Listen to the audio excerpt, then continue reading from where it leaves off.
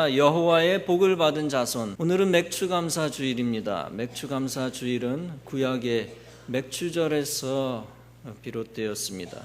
맥추절은 말 그대로 보리수확을 잘 끝낸 것에 대해서 감사해서 하나님께 첫 번째 수확한 곡식을 드리는 절기입니다. 그래서 맥추의 초실절이라고도 합니다. 그래서 출애굽기 23장은 말씀합니다. 맥추절을 지키라. 이는 네가 수고하여 밭에 뿌린 것의 첫 열매를 거둠이니라. 이것이 우리나라에서는 유대인의 날짜와 관계없이 우리나라 계절에 맞추어 보리 수확이 끝난 직후 7월 첫째 주에 지키게 되었습니다. 그래서 특별히 이 맥추감사절은 반년 동안 지켜주신 하나님께 감사하는 공동체적 연중 중간 감사절기라고 할 수 있습니다. 이 맥추감사주의를 맞이하여 우리는 개인적으로 가정적으로 받은 복을 헤아리며 감사해야 합니다. 또 우리 교회에 허락해 주신 축복에 대해 깊이 생각하며 감사해야 합니다. 그런데 특별히 우리나라와 우리 민족과 자손이 하나님으로부터 약속의 축복을 받았음을 아는 것이 중요합니다. 전 세계 어디를 가도 우리나라가 영적으로 큰 축복을 받았음을 또 알게 되고 감사하지 않을 수 없습니다. 지지난주 주일 예배를 영국에서 드렸습니다. 감사하게도 웨슬리가 태어난 에버워스라고 하는 지역에서 두 교회에서 낮 예배를 먼저 드렸습니다. 한 교회는 웨슬리의 아버지가 목회하시던 영국 국교회입니다. 아주 전형적인 장시간의 예식이 있었습니다. 파이프 오르간이 울려 퍼지는 굉장히 웅장하고 감동스러운 분위기였습니다. 그곳에는 영국에는 웬만한 교회마다 파이프 오르간이 다 있습니다. 예배자들은 거의 대부분 60대 이상의 노인분들이었습니다. 우리를 인도하시는 한국 선교사님이 담당하는 교회에도 영국인 교인들의 평균 연령이 75세라고 합니다. 그곳에서 예배 드릴 때도 노인분이 많다라고 하는 것을 실감했습니다. 그러나 감사한 것은 웨슬리의 생가가 있는 마을이라서 그런지 비교적 많은 100명 가까이 되는 성도들이 예배를 드리고 있었습니다. 에버스는 큰 마을은 아닙니다. 시골 마을인데 100명 가까이 되는 많은 성도들이 예배를 드리고 있었습니다. 또 한 곳에서는 같은 마을인데 그 마을 영국 감리교회에서 예배를 드렸습니다. 영국 감리교회가 다 그런 건 아니지만 그 시골 마을의 감리교회는 열린 예배를 드리고 있었습니다. 일어나서 박수치면서 찬양도 했습니다. 한 달에 한 번은 주일학교에서 노인에 이르기까지 다 본당에 모여서 공동 예배를 드린다고 하는데 바로 그날이었습니다. 영국 담임 목사님은 찬양단과 함께 바이올린을 켜다가 설교는 중간중간 아주 짧게 하는 것으로 끝냈습니다. 아마 한 달에 한 번 있는 특별한 예배가 그날이었기 때문이었던 것 같습니다. 그래도 그날은 100명 정도 참여를 한 것 같은데 평소에는 매주 7, 80명 정도 참석을 한다고 합니다. 비교적 분위기가 괜찮은 교회였습니다. 그 감리교회에서 우리 목사님 사모님들이 특송을 했습니다. 그 대예배 시에 한 아이가 세례를 받았습니다. 그 교회도 노인이 많았지만 감사하게도 젊은이들이 영국 국교회보다 더 훨씬 많이 있었습니다. 웨슬리의 고향 마을이었기 때문에 우리는 비교적 성도들이 많이 나오는 교회에서 예배를 드렸습니다. 그러나 실제로 영국 교회는 지금도 계속 사향길을 걷고 있습니다. 영국 감리교회의 경우 5,600교회인데 2007년 26만 7천 명이었습니다. 그러나 금년 2013년에는 25만 명으로 줄었습니다. 한국 감리교 교인들이 150만 명이라고 한다면 영국 감리교 교인의 숫자는 많지 않은 것이죠. 우리가 만난 브리스톨 감독이 있는 브리스톨 연회의 경우 2007년에 총 교인 수가 1만 명이었습니다. 그러나 현재는 9천 명으로 줄었습니다. 런던에 있는 영국 최대의 감리교 웨슬리 채플에 300명이 모이고 있습니다. 영국에서 가장 큰 순복음교회도 1000명이 안 됩니다. 참고로 과거 1995년부터 2001년까지 6년 동안 문 닫은 감리교회는 700개 정도 됩니다. 지금도 문을 닫고 있는 감리교들이 계속 나오고 있습니다. 비극적인 것은 아이들이 성장하면서 교회를 떠난다는 것입니다. 그 비극의 큰 원인 중에 하나는 부모가 자식에게 신앙교육조차 할 수 없다는 것입니다. 어떤 가정은 자식을 가정예배에 참석하라고 했더니 딸이 부모를 당국에 고발했다는 것입니다. 그러면 당국은 부모와 자식을 격리시킵니다. 다시 자식을 데려오기 위해서는 부모가 벌금형을 내야 하고 심지어 일정 기간 교육도 받아야 합니다. 참으로 비극적인 종교생활 풍토가 아닐 수 없습니다. 그것에 비하면 우리 대한민국은 아직 수많은 대학생들과 학생들이 예배를 드리고 있으니 참으로 감사한 일이 아닐 수가 없습니다.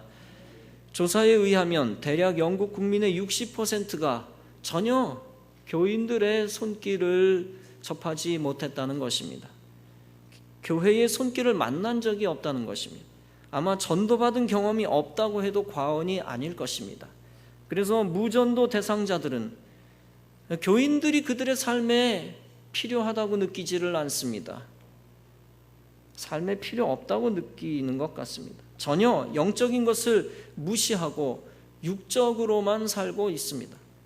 그것에 비하면 전 국민이 대부분 전도받은 경험이 있는 우리나라는 얼마나 감사한 나라인지 모릅니다. 그리고 교회에 대한 기대를 아직도 세상은 가지고 있습니다. 감사한 것은 이제 우리가 영국을 영적으로 돕고 있다는 것입니다. 과거에는 선진국의 교회의 도움을 우리가 받았습니다. 영국의 감리교회가 어머니 교회의 역할을 했고 한국 교회는 손자 교회였습니다. 그러나 지금은 손자 교회인 한국 교회가 어머니 교회인 영국 교회를 돕고 있습니다. 한국 감리교회가 감리교회 종주국 영국 교회의 부흥을 위해 런던에서도 애쓰는 모습을 볼 수 있었습니다. 이를테면 광림교회는 런던의 영국 전체 감리교회의 부흥을 위하여 참 많이 애를 쓰고 있었습니다. 하나님이 마지막 때에 오히려 한국교회를 선진국을 돕는 일에 사용하시는 얼마나 감사한 일인지 모릅니다. 유럽의 강국이 답답한 것은 신본주의에서 떠나 인본주의로 추락했다는 사실입니다. 여타 서구 국가들처럼 영국에서도 동성애자들이 정치적으로 큰 목소리를 내고 있습니다. 그 이유는 동성애자들의 숫자가 감리교도의 숫자보다 많기 때문입니다. 그런 차원에서는 잘 사는 나라라도 저주받은 나라라고 할 수 있습니다. 교회에서도 동성애는 죄라고 설교할 수 없습니다. 동성애자들의 정치적 세력이 강해져서 다음과 같이 주장하기도 합니다. 교회 목사들이 동성 커플이 주례를 요청하면 거부하지 말고 해주어야 한다. 그렇지 않으면 반인권에 입각하여 처벌되어야 한다. 그러나 성공회든 가톨릭이든 감리교든 성직자들은 그 말에 동조하고 있지 않습니다. 너희를 받아주는 성직자들을 만나라. 우리도 줄에 안 서줄 자유와 권리와 인권을 가지고 있다. 어찌됐건 이런 동성애자들의 정치적 세력이 강한 영적 흑암지대라고 할 수 있습니다. 미국은 어떻습니까? 이번 달 며칠 전 미국 대법원이 동성애 결혼 합법화를 통과시켰습니다. 이로써 미국은 동성애 결혼 합법화 13개 주로 늘었습니다. 51개 주 가운데, 50개 주 가운데. 그러나 계속 공화당 일부와 성직자들은 개헌을 위해 투쟁하고 있습니다. 그나마 우리나라는 아직 동성애 차별금지법이 통과되지 않은 영적으로 살아있는 나라입니다. 그래서 저주받은 국가에 살지 않고 성경의 진리가 죽지 않는 나라에서 사는 우리들은 감사해야 하는 것입니다. 미국은 대통령부터 저주받을 만한 일을 자초하고 있으니까 무서운 자연재해가 끊이지 않는 것 같습니다. 욥기 1장에는 이런 말씀이 나옵니다. 하루는 욥의 자녀들이 그 맏형의 집에서 식물을 먹으며 포도주를 마실 때에 하나님의 불이 하늘에서 내려와서 양과 종을 살라버렸나이다. 거친 들에서 대풍이 와서 집 내 모퉁이를 치매 그 소년들 위에 무너짐으로 그들이 죽었나이다. 이 모습은 어떤 면에서 방탕한 모습이 가져오는 심판의 표상이기도 합니다. 불로써 심판하고 또 물로써 심판하는 심판의 표상이기도 합니다. 우리가 영국과 비교하면 감사할 것이 한두 가지가 아닙니다. 물론 자연 환경 아주 멋지고 옛 건물들 성 멋집니다. 그러나 한국보다 못한 거 어마어마하게 많습니다. 의식주 모든 면에 있어서 영국 사람들은 참 불쌍한 것 같습니다. 어느 식당에 가도 닭고기 같은 것밖에 없으니 평생 한식처럼 맛있는 것을 모르고 일평생 살다 죽는 그들이 참 가엾게 느껴지기도 했습니다. 이제 어느 날 한국 식당에 갔는데 그곳에서 우리 일행들이 된장국을 비유로 표현하자면 다 핥아 먹어버렸습니다. 하늘에 완벽하게 구름 없는 날이 거의 없으니 맑은 사계절을 주신 우리나라와 비교가 됩니다. 물가가 어마어마하게 비쌉니다. 공항, 비행기가 뜨고 내리는 공항 수준은 후진국 수준입니다. 동남아시아 공항보다도 못합니다. 영국이 복지제도가 잘 돼 있는 나라입니다. 그러나 하나님을 점점 떠나면서 인간의 복지제도도 힘을 잃어가고 있습니다. 국가는 돈이 많은데 개인의 삶은 풍요롭지가 않습니다. 이번 달 일간신문에 영국 실정에 관한 기사가 나온 것을 스크랩을 했습니다. 세계 7위 경제 대국인 영국에서 50만 명 이상이 끼니를 해결하기 위해 푸드뱅크를 이용하는 것으로 나타났다는 것입니다. 국제 구호단체 옥스팜이 발표한 보고서는 다음과 같이 발표했습니다. 영국에서 배고픔을 해결하기 위해 저소득층에 나눠주는 푸드뱅크를 50만 명이 찾았다. 그 수는 지속적으로 늘고 있다. 비상식량을 받아간 사람은 35만 명이다. 재작년 13만 명에서 금년 50만 명으로 늘어난 것입니다. 영국 수도 런던의 교통체증은 대단합니다. 함께 동행했던 모든 분들이 영국 런던의 교통체증에 아예 혀를 내둘렀습니다. 질려버렸습니다.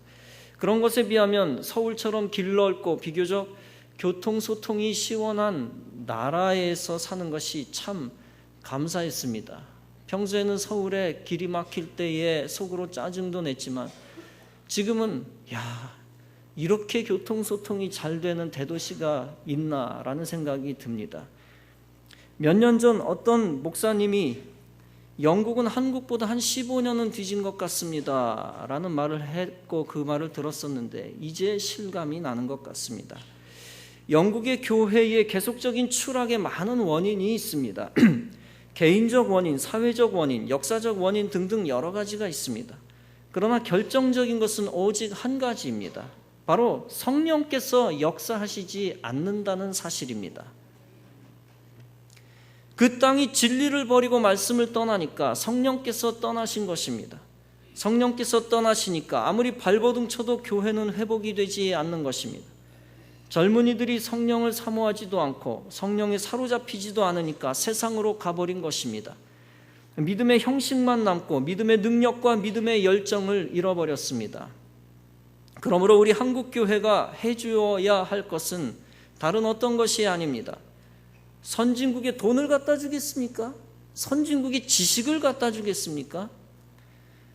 영국 감리교나 기독교인들을 향해 성경 공부를 시켜주겠습니까? 아니면 언어도 안 통하는데 목회자들을 공급해 주겠습니까? 한국의 부흥의 사례나 교회 프로그램을 소개시켜 주는 것만으로 만족하겠습니까? 다른 어떤 방법으로도 기운 것을 다시 세우기는 어렵습니다. 몇 달 전 브리스톨 감독이 이야기한 것을 소개를 했는데 우리는 너무 늦었습니다 라고 고백하는 거 지난번에도 말씀을 드렸죠. 다른 어떤 방법으로도 기운 것을 다시 세우기는 어렵습니다. 오직 그 나라의 기독교를 다시 살리는 길은 성령의 역사의 불을 지피는 길밖에 없는 줄로 믿습니다. 다시 진리로 돌아가는 길밖에 없습니다. 성령 충만에 대한 열정을 통해 오직 말씀 중심, 예배 중심, 교회 중심의 생활을 회복하는 길밖에 없습니다. 그 성령의 역사를 전 세계에 다시 일으켜 세울 사명은 오직 한국 교회밖에 없는 것입니다. 성령의 역사를 일으켜 그리스도의 영광을 드러낼 사명을 우리나라가 부여받고 있음을 믿으시기 바랍니다. 전 세계에 무너져 내린 교회를 다시 일으켜 세울 사명을 한국 교회가 가지고 있음을 믿으시기 바랍니다. 이러한 사명을 가진 나라, 이런 사명을 가진 교회가 가장 복 있는 나라요 교회인 것입니다. 그런 일을 감당하는 자손이 가장 복 있는 자손입니다. 본문은 회복될 이스라엘에 관한 말씀입니다. 그러나 동시에 이 말씀은 말세에 제사장 역할을 맡을 나라를 중의적으로 표상하고 있습니다. 여호와께서 그 자손을 열방 중에 만민 중에 알리리니 이것을 보는 자가 다음과 같이 인정할 것이다. 그들이야말로 하나님으로부터 복을 받은 자손이다. 이 말씀은 충분히 이 시대에 우리나라에 적용되는 말씀입니다. 즉 이와 같이 온 세계가 한국이 하나님으로부터 복을 받을 나라라는 고백을 할 날이 오게 되어질 것입니다. 우리나라는 영적, 육적 축복을 많이 받았고 앞으로 더 많은 복을 받게 되어질 것입니다. 특별히 영적으로 황폐한 곳들을 다시 일으켜 세울 사명을 갖고 있습니다. 북한의 땅은 오래 황폐된 땅입니다. 우상 숭배와 하나님을 대적하는 땅이라 하나님이 버린 땅입니다. 그러나 하나님은 그 땅을 영원히 완전히 포기하시지는 않았습니다. 북한 땅을 하나님이 너무너무 사랑하십니다. 하나님의 눈물이 적셔져 있는 땅입니다. 그 땅을 다시 회복시키기 위해 우리나라와 한국 교회를 준비시키고 계신 것입니다. 북한 땅을 사랑하지 않는다면 아예 내팽개치시고 한국 교회를 준비시키지 않습니다. 그러나 사랑하시기 때문에 준비시키는 겁니다. 무시무시한 가나안 족속이 사는 가나안 땅을 하나님은 뭐라고 표현을 하셨습니까? 약속의 땅이다라고 하셨습니다.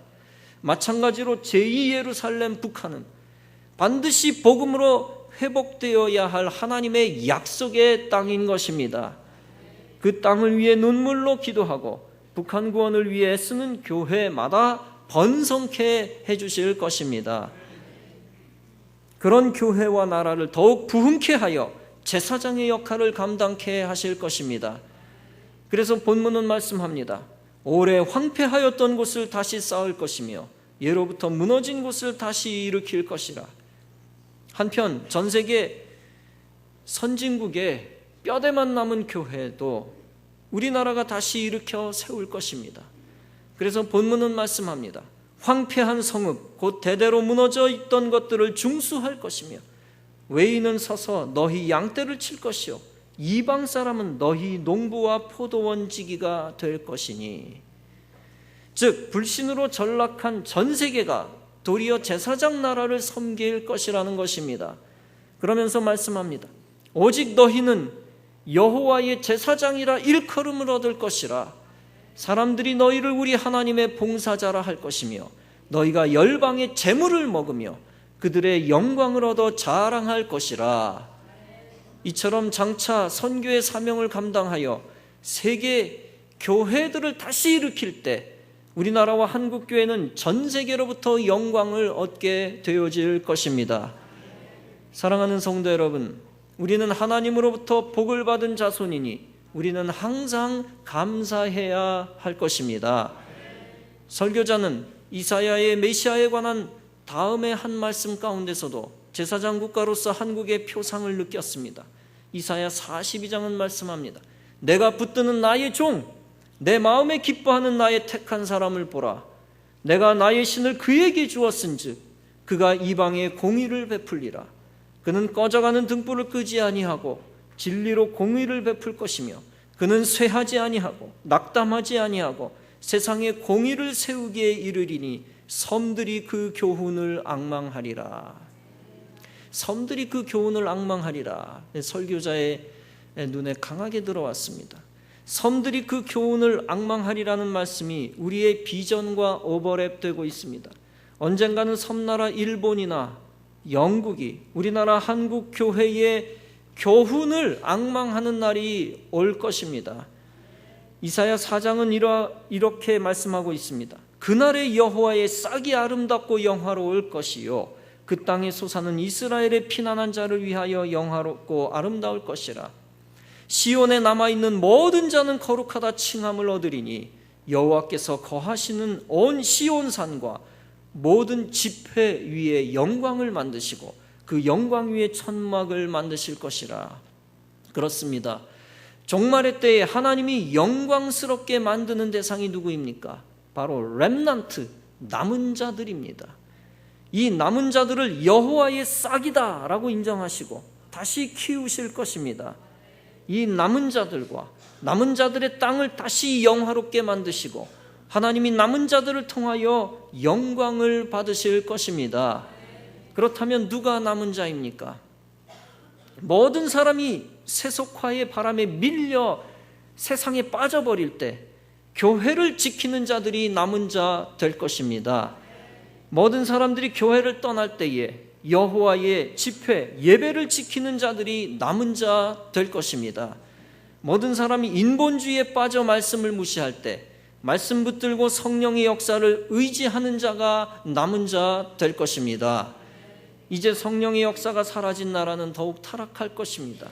세상에 타협하여 성령의 역사를 소홀히 여기는 교회마다 무너질 것입니다. 반면에 세상이 다 하나님을 배반해도 성령의 역사를 의지하는 교회와 나라마다 강해질 것입니다. 그리고 성령의 역사를 의지하여 선교하는 교회마다 하나님은 남은 자 되게 하시고 빛나게 만들어 주실 것입니다. 그래서 이사야 60장은 말씀합니다. 일어나라, 빛을 발하라. 이는 내 빛이 이르렀고 여호와의 영광이 내 위에 임하였음이니라. 보라, 어두움이 땅을 덮을 것이며 캄캄함이 만민을 가리우려니와 오직 여호와께서 내 위에 임하실 것이며 그 영광이 내 위에 나타나리니 라고 했습니다.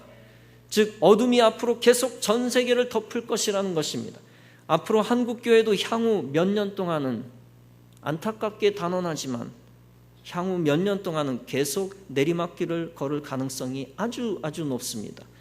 그런 가운데서도 연어가 강을 헤쳐 올라가듯이 올라가는 교회들이 나와 주어야 하는 것입니다. 즉 제사장의 역할을 감당하는 교회들이 있어 주어야 한다는 것입니다. 이사야 6장은 말씀합니다. 그 중에 10분의 1이 오히려 남아있을지라도 이것도 삼키운 바 될 것이나 밤나무 상수리나무가 배임을 당하여도 그 그루터기는 남아있을 것 같이 거룩한 씨가 이 땅에 그루터기니라. 여러분, 거룩한 씨, 거룩한 그루터기가 바로 이 땅의 소망인 것입니다.